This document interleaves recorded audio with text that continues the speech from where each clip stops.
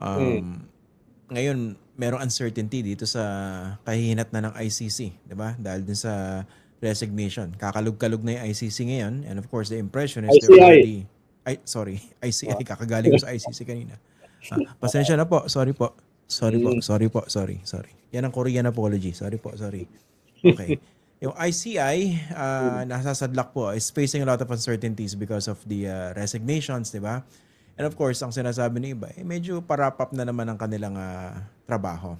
Ang problema dyan, magkakaroon ng vacuum, no? Magkakaroon ng uncertainty. Yung mga tao, unang-una nga, di ba, predominantly closed door yan eh. Okay, pero kaya maganda yung mangyayari sa Lunes, Senator, di ba? Yung magre-resume yung Senate Blue Ribbon Committee Tuloy. investigation dito sa flood control scandal. Kasi isa yon, di ba? Isang avenue yun. At pangalawa, of course, itong Office of the Ombudsman. Na maganda rin na regularly nagkakaroon siya ng public updates, no? Galing sa kanya mismo directly.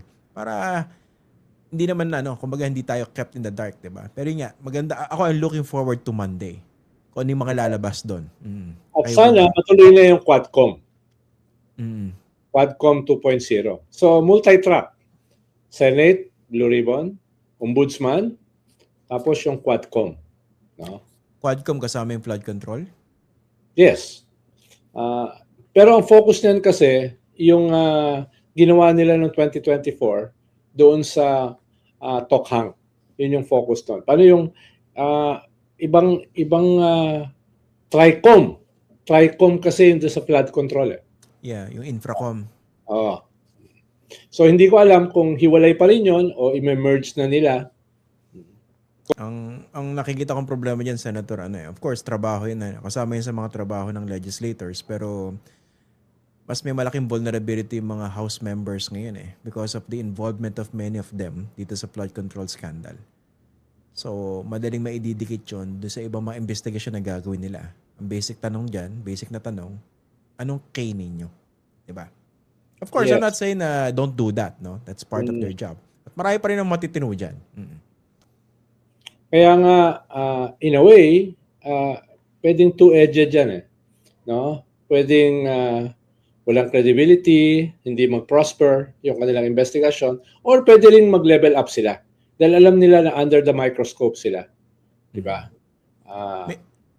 Sen, may ano yan, may paraan dyan. Ang magli-lead ng investigasyon, yung mga matitinong miyembro.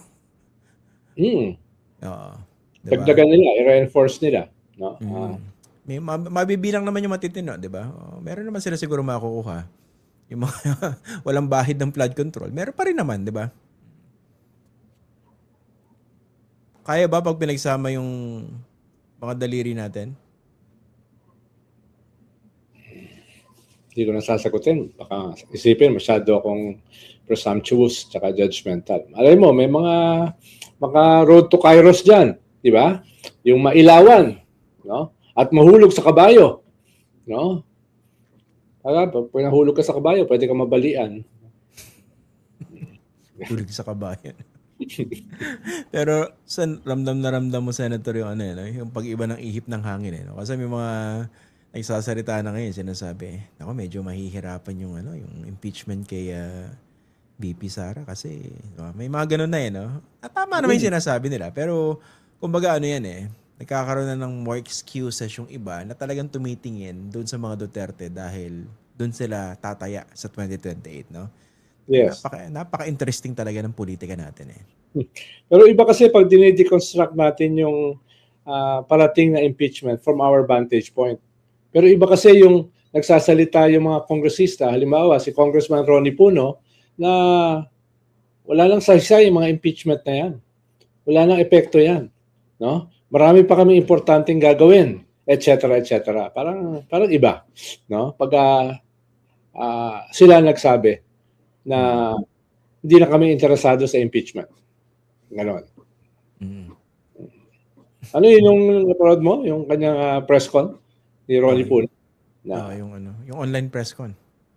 Na kinakatay niya yung parating na impeachment. Telling na yun No. At malamang they're securing their future dahil kung pababa ang approval rating ng presidente at mataas pa rin kahit hindi naman talaga tumataas yung approval rating ng vice president, mag-hesitate sila, no, na i-throw in yung kanilang political future diyan sa impeachment. Ang sabi pa nga ni Ronnie Puno, baka umabot hanggang Justice Committee. Yun na yung best case scenario para sa kanya, no? Pero 104, 105 congressmen lang naman kailangan mo. Tingin ko kung kahit mabilis na nagiging lame duck ang presidente dahil sa pagbagsak ng kanyang approval rating at hindi pa rin ganun karami yung nakukulong as promised, ay kaya namang kunin yon yung 1/3. Kahit mayroong mga balakid na nilagay ang Supreme Court para sa mas mabilis na impeachment. Kasi depende rin yan sa mga magiging, yung talaga magiging ihip ng hangin ng politika by that time, no? Feb 6 ang no? Yung pwede na mag-file muli na impeachment case against the Vice President. And, di ba, we heard, merong mag-file naman laban sa Pangulo rin. Kasi doon sa ibang nakakausap ko. May impeach all.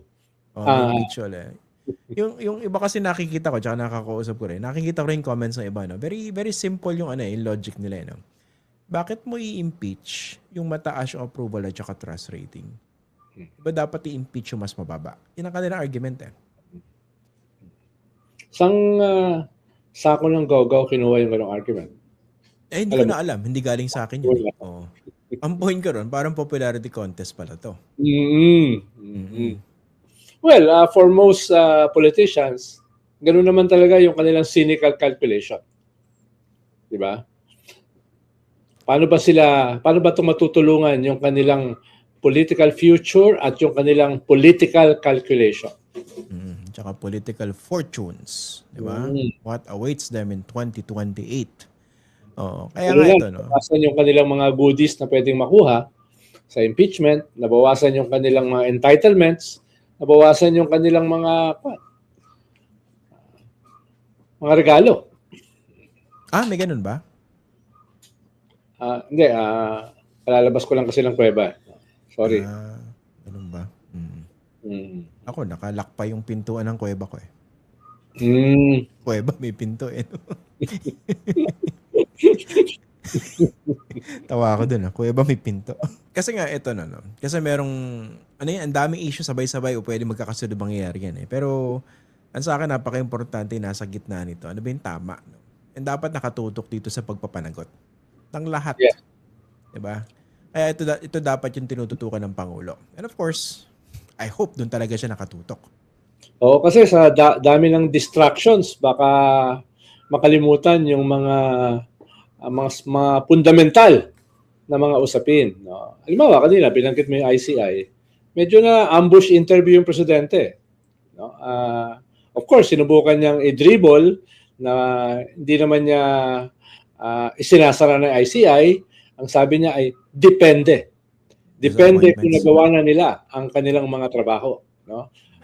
Meron siyang depende. No? Parang yung kanyang ambush interview ay reflective sa kanyang personality at character. No? Ano yun? Uncertainty? Yung tentative. No? Tentative? Hindi naman wishy-washy. Pwede na rin umabot doon. Sabihin mo lang kasi, mas okay pang sabihin yung sinabi ni Boying Remulla. Hindi, tapos na yan in 1 to 2 months. Diba? Dinuduplicate lang yan yung trabaho ng ombudsman. Mga ganun ba? Sana sinabi na rin ng Pangulo. Kaya nga dapat ipasa na ng Kongreso yung panukalang batas para sa isang tunay na malakas, matibay at makapangyarihang ICI. Hindi po ba? Na ginawa niya ang bahagi ng kanyang 4 na priority bills. 4 o 5. No? Sana diniinan niya. Parang itong anti-dynasty, dapat diinan niya. Dahil ang balita ko ay hindi siya masaya ron sa bill na final ng Speaker? Ng Speaker. Diba? Bakit? Nakulangan siya o nasobrahan? Alam niya na sasabog sa mukha niya ang isang anti-dynasty bill na ini-institutionalize ang dynasties. Sasabog talaga. So, napangitan siya rin sa version. Yes. Yes. Buti naman. Hindi, kumbaga, okay pala yan. Pogi points yan for the president. Pero hindi yung pogi points kung wala siyang gagawin. Yun nga. Yan. Pasensya na po kayo, mga BBM loyalists. Napakataas po ng standard itong si Senator Edu eh. Dapat may gagawin, di ba? Pero ang bantot ng version na yun, kumbaga malilegitimize yung dynasties nila. Oo. Sabi nga ng ibang kausap ko ng mga obispo, iniinsulto yata kami. Parang, masyado naman kayong binobobo nito. Pinalakpakan pa naman nila nung simula. No? Sen, hindi naman tayo katalinuha, alam mo naman yan. Pero yes. hindi tayo ganun kabobo. Huwag naman. Medyo sakit naman. Insulto, di ba? Ganun ba? Tapos binida pa no? Tapos nag-file pa talagang speaker at saka yung majority leader. Alam mo, talagang amazed ka, di ba? Amazed ka. Tapos binasa mo na, oops. Downer. Sen, di ba ang kalakaran dyan sa legislation, di ba? Pagka nag-file yung top officials, alam mo na yun eh. Yun yung magsaset ng tone. Tapos sasabihin mo, hindi ma-aprobahan dahil karamihan dito mga galing sa dynasties eh. Kaya nga kaya nga out of the box eh, kaya nga defining eh. Dahil ikaw yung pinakamataas na opisyal ng Kongreso, ay nag-dare ka na kumontra, no? Mismo sa dynasty na kinakatawan mo, mismo sa karamihan sa mga kongresista na nabahagi ng mga dynasties. So yun sana yung yung historic na moment na yon.